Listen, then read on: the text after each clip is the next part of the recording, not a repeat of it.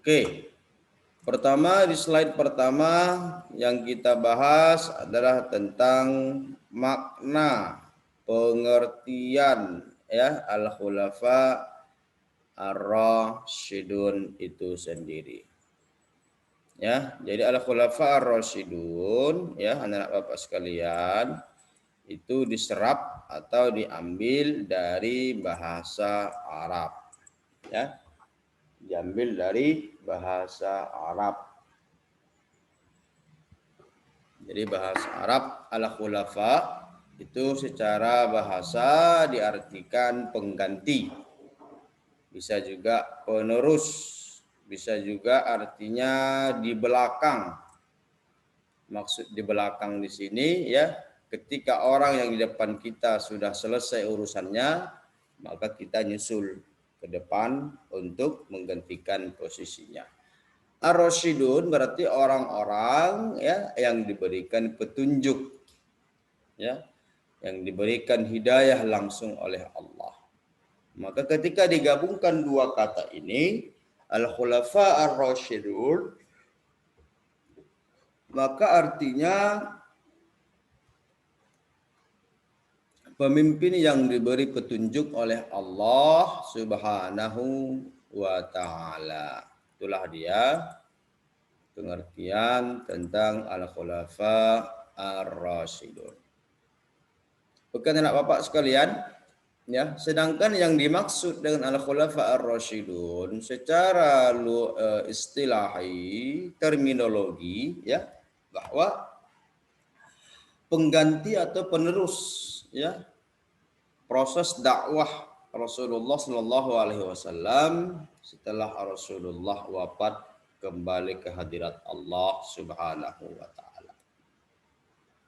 Jadi al-khulafa ar-rasyidun itu ada 4, ya ada 4. Walaupun sebagian ulama ada menambahkan khalifah yang kelima, sebahagian ya. Khalifah yang kelima yaitu Umar bin Abdul Aziz. Umar bin Abdul Aziz ini sebenarnya adalah keturunan dari Umar bin Khattab yang berada di Fustat atau sekarang kita katakan di Mesir. Oke anak bapak sekalian, bahwa khalifah yang 4 ini, yang pertama Abu Bakar As-Siddiq, yang kedua Umar bin Khattab, Utsman bin Affan, Ali bin Abi Thalib, ada 4. Ya. Jadi sederhananya, ya, keempat khalifah ini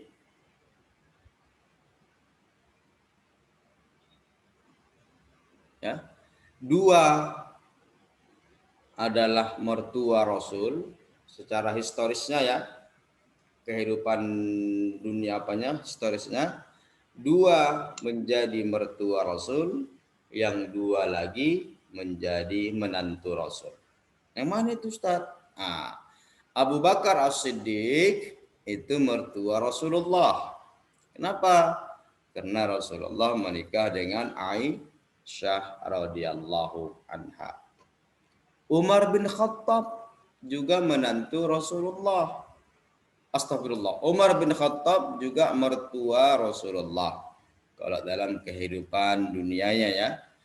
Kenapa? Karena Rasulullah Nabi besar Muhammad sallallahu alaihi wasallam menikah dengan putri Umar bin Khattab yang bernama, siapa yang tahu? Kalau tahu Bapak kasih nilai plus. Apa, Pak? Rasulullah menikah dengan putri Umar bin Khattab. Siapa namanya? Ada yang tahu?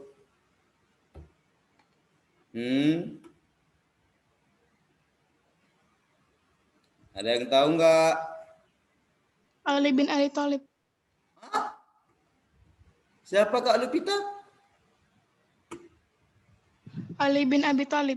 Ya, masa laki-laki nikah sama laki-laki? Ali bin Abi Thalib.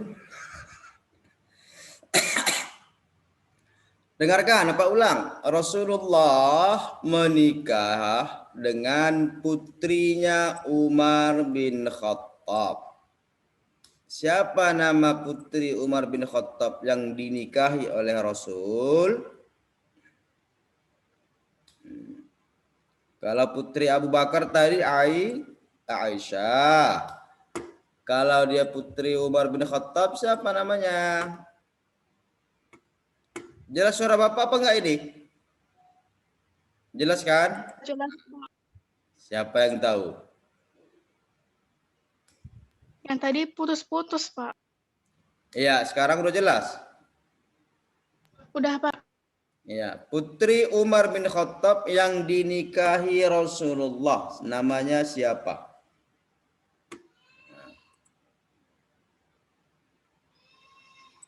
Ada yang tahu?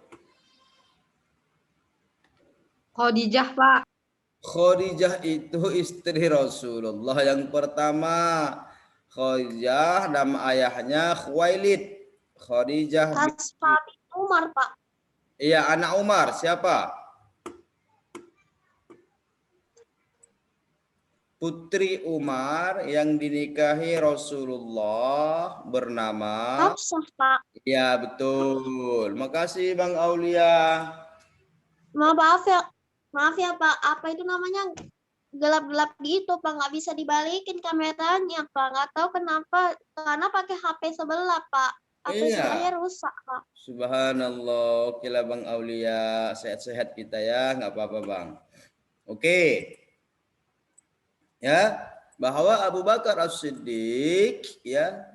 Di samping sebagai sahabat Rasulullah, dia juga sebagai mertuanya. Kenapa? Karena Rasulullah menikah dengan putrinya bernama Aisyah. Umar bin Khattab di samping sebagai sahabat, beliau juga sebagai mertua Rasul. Karena Rasulullah menikah dengan putrinya yang bernama Hafsah. Ingat ya, Hafsah. Sedangkan yang dua lagi Bapak sampaikan tadi sebagai menantu dari Rasulullah sallallahu alaihi wasallam. Pertama adalah Utsman bin Affan. Ya.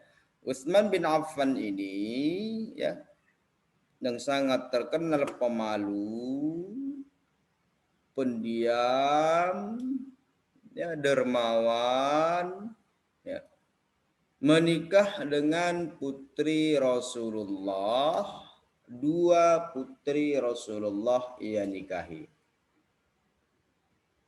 Ya, pertama Ruqayyah, ya, begitu hijrah ke Madinah, kira-kira 2 tahun kalau Bapak tidak salah, Ruqayyah sakit, meninggal dunia, maka beberapa bulan kemudian Rasulullah kembali menikahkan Utsman dengan putrinya bernama Ummu Kulsum.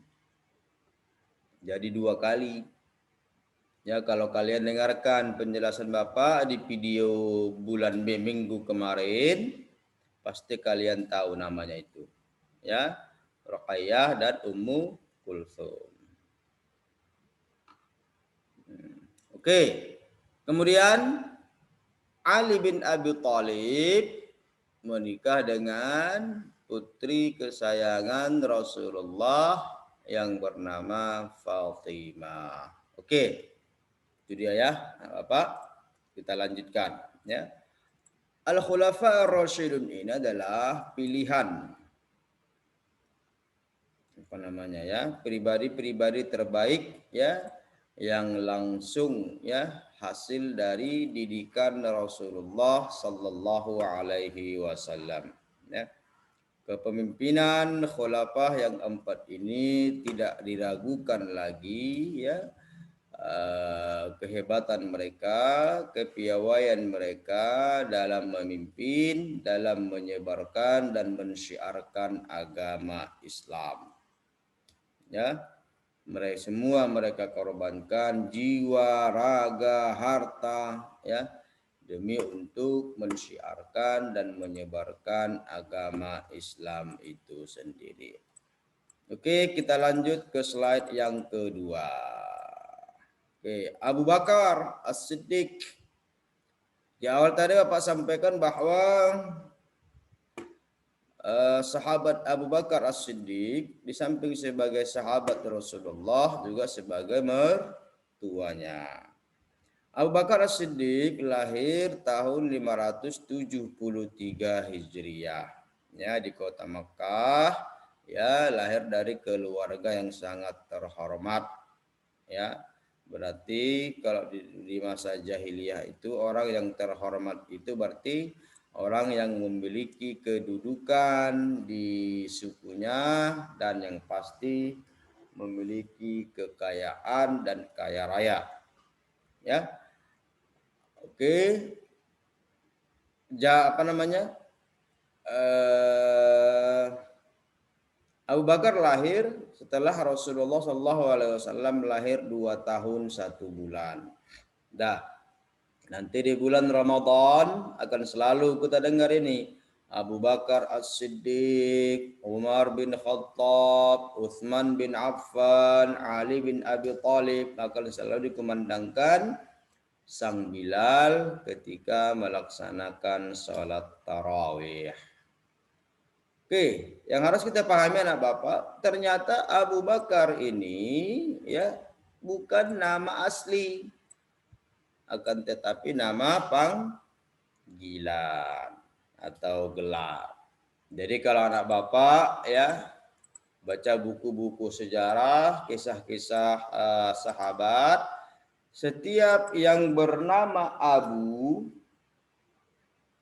ya atau nanti berubah menjadi Abi atau atau yang perempuan Ummu atau Ummi, nanti ada istilah kalau dalam bahasa Arab Ummu Aiman, Ummu Hani, apalagi Ummu Salamah, banyak, maka itu semuanya gelar.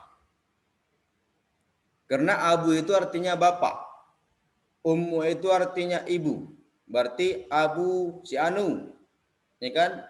Berarti bapak si Anu.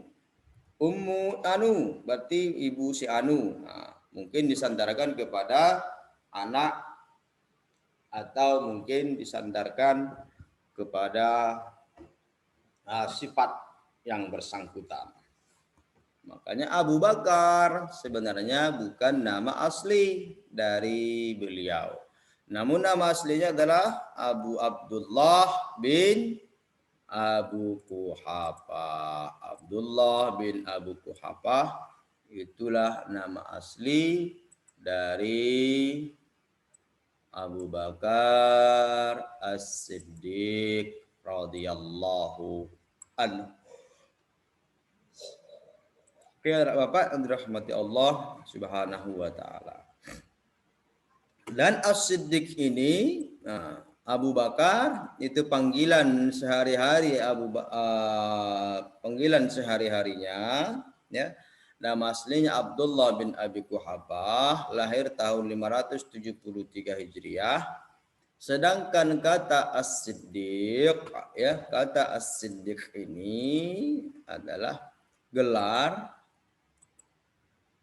yang disematkan langsung oleh Rasulullah kepada Abu Bakar. Timbul pertanyaan, apa sebabnya Rasulullah memberikan gelar As-Siddiq kepada Abu Bakar? Ya, As-Siddiq itu artinya yang membenarkan, yang mempercayai, ya. Diberikan langsung kepada Rasulullah, diberikan langsung oleh Rasulullah kepada Abu Bakar. Karena ya, ketika Rasulullah SAW pulang, ya, apa istilahnya itu? Rasulullah pulang dari proses Isra dan Mi'raj, ya, sampai di kota Makkah. Rasulullah menceritakan proses perjalanannya, bahwa beliau tadi malam berangkat ke Masjidil Aqsa, kemudian mi'raj ke Sidratil Muntaha, kemudian kembali lagi ke kota Makkah sebelum sholat subuh. Maka mendengar cerita ini seluruh kafir Quraisy mengingkarinya.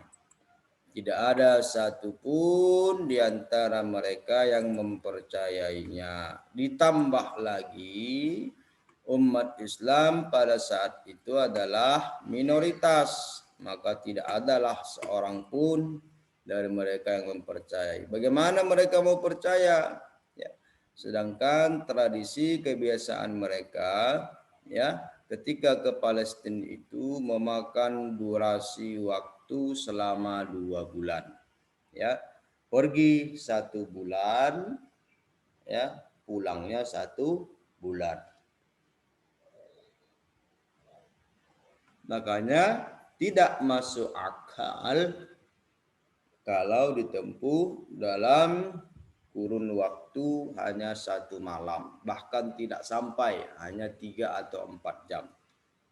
Mereka lupa bahwa Rasulullah bukan jalan sendiri, tapi diperjalankan oleh Allah Subhanahu wa Ta'ala. Maka tidak mustahil, ya, bahwa Allah kuasa dan mampu untuk memperjalankan hambanya dengan kurun waktu yang begitu singkat. Oke, dan apa yang dirahmati Allah, ketika tidak ada yang mempercayai, maka adalah segelintir kafir Quraisy ingin memperolok-olok Rasulullah, ya, dengan menjumpai Abu Bakar. Berhubung mereka tidak percaya kepada Rasul, maka mereka datang ke Abu Bakar. Asami'ta ma qala sahibuka ya Abu Bakar. Nah, dengan intonasi mengejek, ya. Abu Bakar. Iya, jawab Abu Bakar. Udah dengar kau cerita dari sahabatmu yang mengaku nabi itu? Karena mereka kan nggak percaya dengan kenabian Rasul. Udah dengar cerita dari Muhammad? Apa itu? Karena mungkin jarak dari rumah Rasul dengan rumah Abu Bakar cukup jauh, jadi tidak bertemu, ya, tidak jumpa pada saat itu. Apa katanya? Sahabatmu si Muhammad itu mengatakan bahwa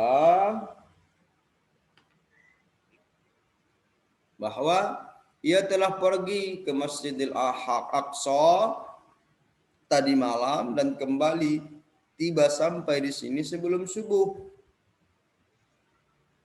Apa jawab Abu Bakar pada saat itu? Apakah yang kamu sampaikan ini benar-benar disampaikan oleh Rasulullah Muhammad bin Abdullah tanpa ada pengurangan dan penambahan sedikit pun? Maka mereka jawab, iya, itulah yang disampaikan kepada kami. Maka dijawab Abu Bakar pada saat itu, wallahi in qala ma qultum la saddaqtuh. Demi Allah, kalau seandainya yang kamu sampaikan itu benar bersumber dari Rasulullah Muhammad sallallahu alaihi wasallam, maka aku, kata Abu Bakar, secara otomatis mempercayainya. Di mana seluruh orang mendustakan cerita Rasul, pada saat itu Abu Bakar mengimaninya. Situlah Abu Bakar digelar oleh Rasulullah dengan ungkapan, dengan gelar As-Siddiq, yang maha membenarkan, mempercayai, ya, di mana pada saat itu orang banyak, ya, mayoritas mendustakan kenabian dan kerasulan Nabi Muhammad sallallahu alaihi wasallam. Oke, anak Bapak, langsung kita ke slide yang ketiga. Apa ini judulnya ini? Abu Bakar As-Siddiq radhiyallahu anhu, ya, pada masa hidupnya telah banyak mengorbankan jiwa dan raganya hanya untuk kejayaan Islam.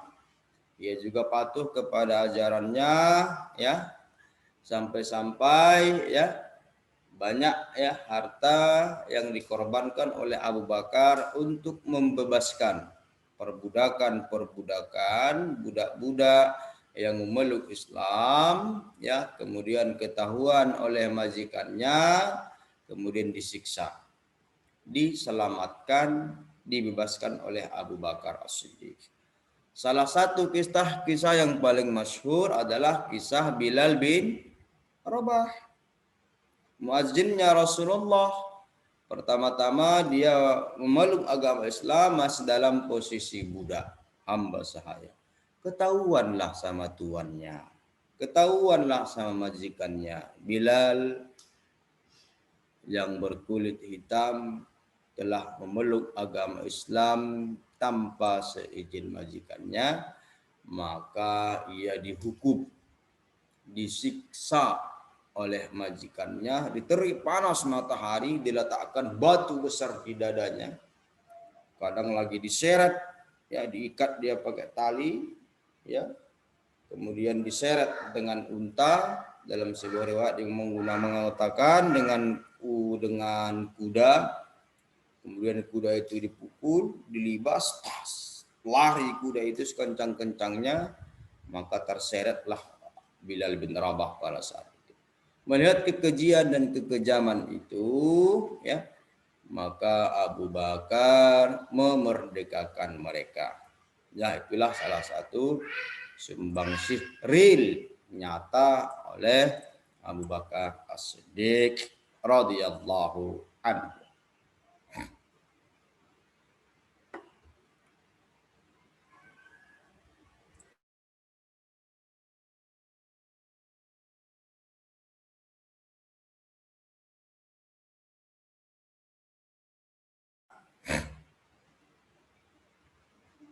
Oke.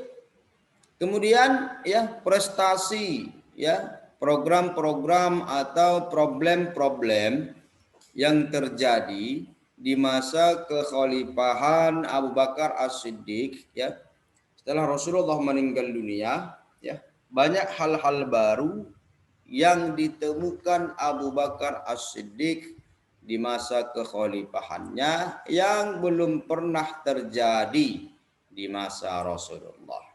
Apa itu? Yang pertama adalah munculnya golongan-golongan yang keluar dari agama Islam atau murtad. Melihat fenomena ini, maka Abu Bakar As-Siddiq memerangi mereka semuanya. Ya, banyak yang murtad. Kenapa? Setelah Rasulullah wafat, meninggal dunia, mungkin mereka qaribul ahdi ilal Islam, masih baru, masih usia dini dalam Islam. Iya, ya, usia masuk Islam, sehingga imannya masih tipis, ya, mungkin masih setipis bawang, sehingga mereka ya terbujuk ya, dirayu kembali mungkin oleh keluarga mereka yang masih kafir. Rayuan itu mungkin tepat alasan mereka, sehingga mereka murtad. Inilah yang diperangi oleh Abu Bakar beserta kaum muslimin pada saat itu. Yang kedua adalah memerangi orang-orang yang enggan membayar zakat. Nah, ada lagi ya sekelompok orang yang memisahkan kewajiban sholat dengan zakat. Kata mereka bahwa yang berkewajiban mengutip dan mengumpulkan zakat itu adalah hanya Rasulullah semata. Jadi setelah Rasulullah wafat, meninggal dunia, maka gugurlah kewajiban membayar zakat. Mendengar ya pendapat kelompok ini, maka Abu Bakar memerangi mereka sampai ada sebuah ungkapan yang masyhur dari Abu Bakar, "Lau anna ahlas sun'a ya farraqu mana'u an ada zakat laqataltuhum jami'a. Kalau seandainya penduduk Sana'a ya memisahkan kewajiban ya salat dengan membayar zakat, maka aku akan perangi mereka keseluruhannya.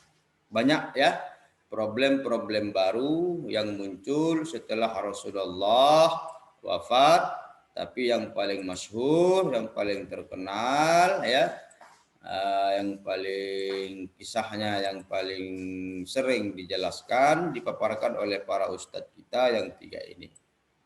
Yang ketiga apalagi yang muncul, yaitu orang-orang yang mengaku nabi, yaitu nabi palsu. Ya, salah satunya seperti Musailama al-Kadzab. Ya, Musailama al-Kadzab ini mengaku sebagai nabi, padahal dia nabi palsu. Jadi kalau ada ya kita baca berita atau kita dengar di televisi beberapa tahun lalu ya, orang di Indonesia ini sudah banyak orang mengaku nabi. Bapak ingat-ingat saja sudah ada 7 orang. Padahal dia yang tukang tambal ban ya, ngaku-ngaku jadi nabi. Dia mungkin sebagai petani ya, kemudian mengaku jadi nabi. Baca Quran pun nggak tahu, terbalik. Huruf nun nggak tahu di mana titiknya, huruf ba belum tahu di mana bentuknya. Sudah mengaku nabi dia. Oh Tuhanku. Nah, oke, Bapak sekalian ya. Yang tenar yang mengaku sebagai nabi itu adalah Musailama al-Kadzab. Ya, mengaku sebagai nabi, maka ya mungkin ada juga segelintir pengikutnya, maka Abu Bakar As-Siddiq memerangi mereka ya, sehingga eksistensi Islam itu semakin kuat dan diakui. Oke, itu enak Bapak ya tentang Abu Bakar As-Siddiq radhiyallahu anhu yang nama aslinya adalah Abdullah bin Abi Quhafah. Ada yang mau ditanyakan? Sebelum kita lanjut ke Umar bin Khattab.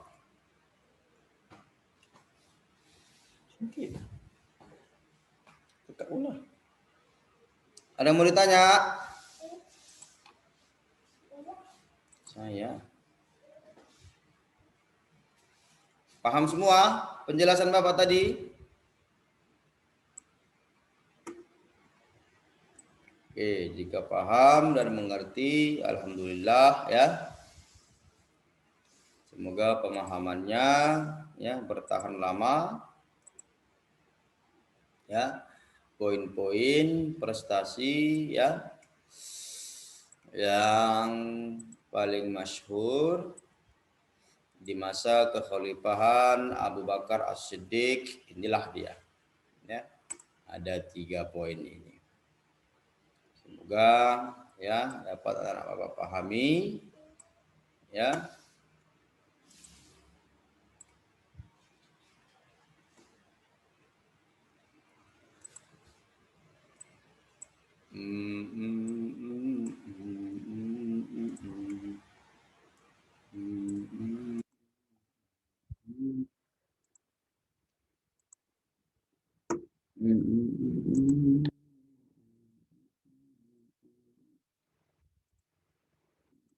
Oke. Umar bin Khattab ya, Umar bin Khattab ini ya sahabat Rasul, kemudian ya juga di sisi lain beliau adalah mertua dari Rasulullah sendiri ya. Umar bin Khattab terkenal ya, masyhur ya dengan Al-Faruq, pemberani ya, Al-Faruq pemberani ya, tegas dan pemberani. Jadi sampai-sampai dalam sebuah riwayat disebutkan ya, ketika Umar bin Khattab berjalan ya, ada pula ketepatan syaitan lewat di situ, berpapasan dengan Umar, maka syaitan itu akan lari terbirit-birit, takut bertemu dengan Umar bin Khattab. Kenapa Bapak? Ya, ini tinggal 1 menit lagi. Nanti setelah ini Bapak harap kita join lagi, ya. Oke. Kalau nanti otomatis mati Zoom-nya, Bapak harap kita join lagi, ya. Biar kita selesaikan penjelasan tentang Umar. Insya Allah besok baru kita sambung 2 sahabat lagi, Utsman dan Ali. Jadi saat ini kita jelaskan tentang